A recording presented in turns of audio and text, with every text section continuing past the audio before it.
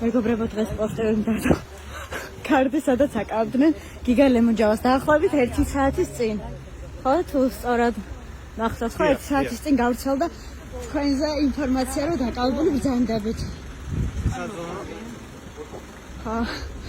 ეხლა ვხედავთ, რომ უკან მოყვება პოლიცია. კაი, არ იყო საჭირო მოყვებოდათ ისედაც. მოყვებოდ, არ გარბის, არ არის საჭირო. გიორგი, დამშვიდდი.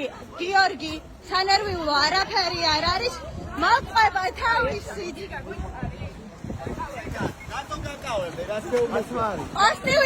პოსტივის კარდის შემდეგ ხდება მისი დაკავება.